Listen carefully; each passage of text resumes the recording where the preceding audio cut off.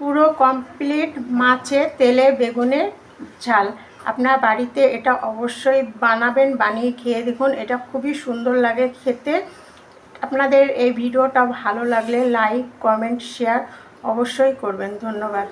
নমস্কার বন্ধুরা, আবার আজকে চলে আসলাম জয়া রান্নাঘরে।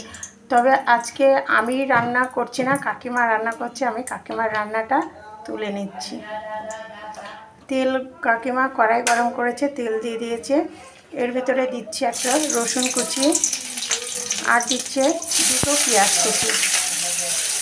হালকা ভাজা ভাজা হয়ে গেছে। এর ভিতরে দিয়ে দিচ্ছে একটা আলু কুচি। এর ভিতরে দিয়ে দিয়েছে হালকা একটু লবণটা দিয়ে ভালো করে নাড়াচাড়া করে নিচ্ছে। এর ভিতরে দিয়ে দেবে অল্প একটু হলুদটা দিয়ে একটু নাড়াচাড়া করে এর ভিতরে দিয়ে দিচ্ছি কুচি করে রাখা বেগুনটা। কুচিটা দিয়ে নাড়াচাড়া করে এবার একটু লঙ্কা গুঁড়ো, পরিমাণ মতো লঙ্কা গুঁড়ো, লঙ্কা গুঁড়িটা দিয়ে নাড়াচাড়া করে এর ভিতরে দিয়ে দিচ্ছে মাছের তেল। আর একটা ভেটকি মাছ আছে, ভেটকি মাছের তেল।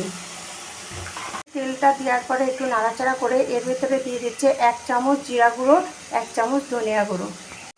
জিরে গুঁড়ো, ধনিয়া গুঁড়ো দিয়ে ভালো করে নাড়াচাড়া করে এর ভিতরে একটা টমেটো দিলে সবচেয়ে ভালো হয়। তবে টমেটো নেই, তার জন্য টমেটো দেওয়া হচ্ছে না। আপনারা চাইলে একটা টমেটো দিতে পারেন। দিয়ে ভালো করে নাড়াচাড়া করে এটা 2 মিনিটের মতো ঢাকা দিয়ে রাখবেন।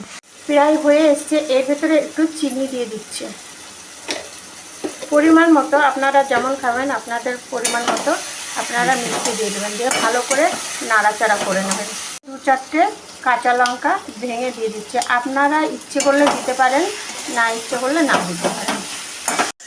আলুটা সিদ্ধ হয়ে গেছে। কাকিমা ভালো করে নাড়াচাড়া করে নিয়েছে। আলুটাও সিদ্ধ হয়ে গেছে।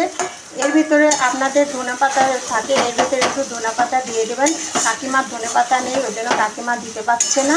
এর ভিতরে একটু ধনেপাতা দিয়ে আপনারা নাড়াচাড়া করে নামিয়ে নেবেন।